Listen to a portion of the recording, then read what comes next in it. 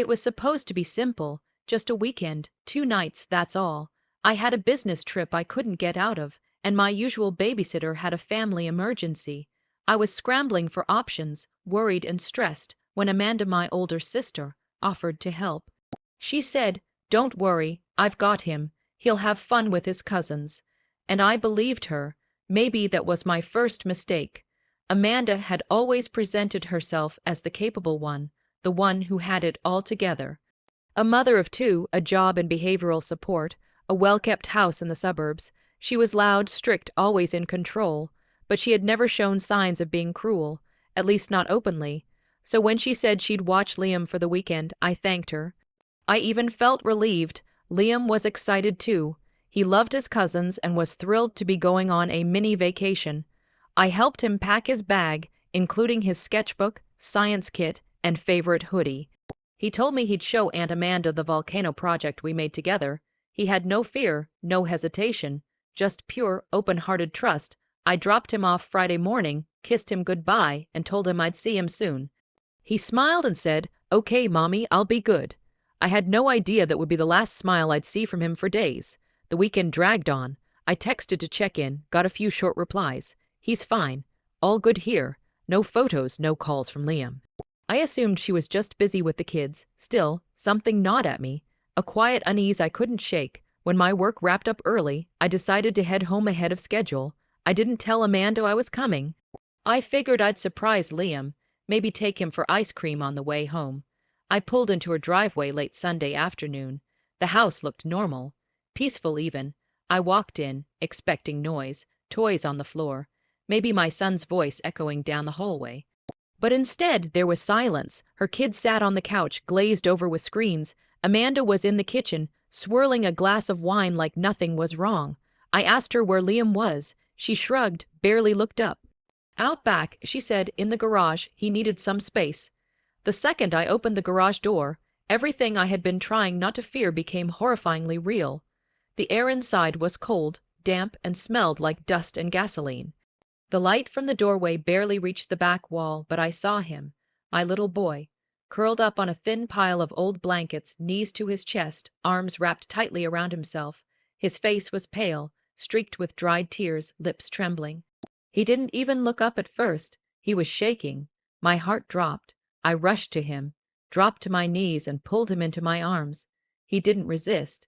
He just collapsed into me like someone who had been holding back for far too long. His body was cold, not just chilled, but cold like he'd been in there for hours. I took off my coat and wrapped it around him, trying to stop my hands from shaking. "Liam," I whispered, "what happened? Why are you out here?" He looked up at me, his lip quivering. "I was bad," he said, like he believed it, like someone had drilled it into him. "Aunt Amanda said I was being too loud. She said I ruined dinner and that I had to stay out here until I learned how to behave." My vision blurred. I held him tighter. "Did she hurt you?" He nodded slowly and pulled up his sleeve. There were bruises on his arm, angry red, blue marks that no child should ever have. On his thigh, I saw the imprint of what looked like a belt or a strap. But worst of all, there was a small red blister on his forearm. She grabbed me. He whispered. The stove was hot. Something inside me broke. I couldn't cry. Not yet. There was no space for grief. Not while my son had been beaten, humiliated, and locked away like an animal. I lifted him into my arms and carried him out of that garage, out of that house, and into my car. Amanda saw me through the kitchen window. She opened the door and asked what was going on, why I was being so dramatic. Her tone wasn't concerned. It was annoyed, like I was the problem, like my child was the inconvenience. I didn't say a word. I buckled Liam into the back seat, shut the door, and drove away while she stood there on her porch, arms crossed, judging me for taking my son away from what she called discipline. That night, after I got Liam home, bathed him, held him until he fell asleep in my arms, I sat in the dark and stared at the wall for hours. I kept replaying everything, his bruises, his shivering body in that freezing garage, the way he said I was bad, like he truly believed he deserved it. And then Amanda's voice, calm and dismissive, acting like she had done me a favor. That's when something inside me shifted. I had always been the peacemaker in the family, the one who let things go, who forgave too easily. But this wasn't spilled secrets or old childhood arguments. This was abuse. This was betrayal at the deepest level, and it was going to be dealt with properly. Amanda thought she could hit my son, damage him emotionally and physically, and then carry on with her wine glass and PTA meetings like she was Mother of the Year. She had no idea what was coming. I started with the hospital. I documented everything, every bruise, every mark, every statement from Liam. I asked the doctor to write a full report. Then I contacted a child therapist I trusted and scheduled sessions for Liam immediately. Within a week, the therapist confirmed signs of trauma, anxiety, and nightmares that were now keeping him awake. I kept receipts, dates, transcripts, photos, every word, every injury. Then I called CPS. I filed a report and handed over the entire folder. I made it clear that Amanda had not only harmed my son, but had 2 children of her own under her care. If she could do that to a nephew in one weekend, what had she done behind closed doors for years? Next, I contacted her ex-husband, Dan. He'd always been distant from the family, not because he was cold, but because Amanda had isolated him. I told him what had happened, and to my surprise, he wasn't shocked. He told me he had always suspected she had a temper, that their divorce had partly stemmed from how harsh she was with the kids. With my evidence, he immediately filed for emergency custody.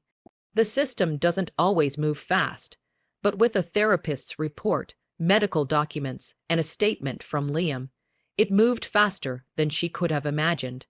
I still hadn't spoken to Amanda since the night I took Liam home.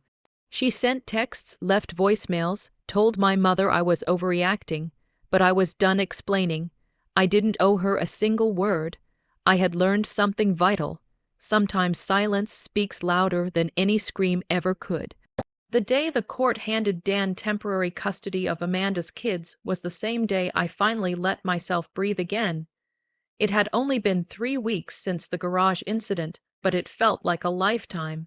Amanda had tried to maintain her perfect image, posting pictures of herself smiling at brunch, pretending her world wasn't crumbling behind the scenes. But word spread quickly through our town. People started whispering, then talking openly. The mother who once led the neighborhood book club, who judged other parents for every little mistake, was now being investigated by Child Protective Services, and when Dan took the kids, she didn't get to say goodbye. She called me that night, screaming through the phone, demanding I fix it. She said I had no right, that I had torn her life apart.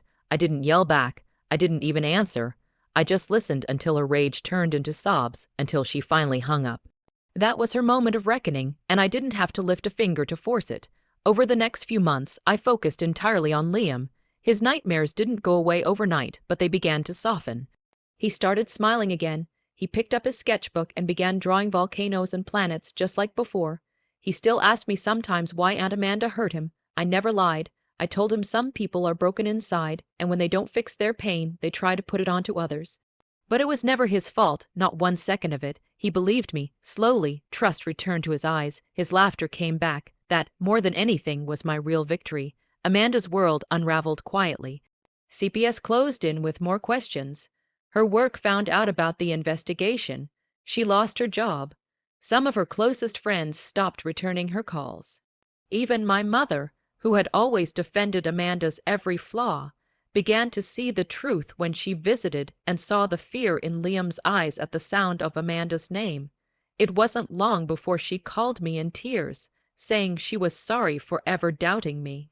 Amanda eventually sent me a letter, handwritten, pages long, trying to justify her actions. She said she had a bad week. She said Liam was too much, and that she didn't know how else to discipline him. But her excuses meant nothing, because no amount of stress or frustration gives anyone the right to hurt a child. I never replied. I just kept the letter, sealed it in the same folder with all the other documents.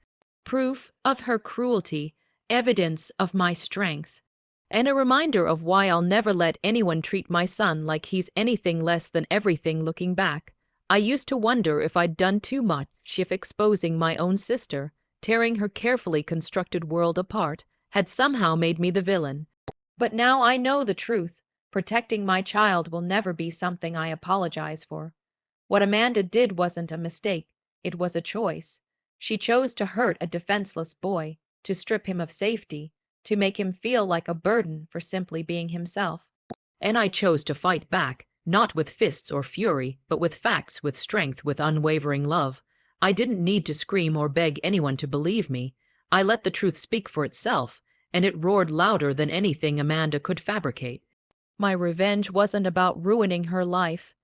It was about making sure she never got the chance to ruin anyone else's, especially not the kids she was supposed to protect.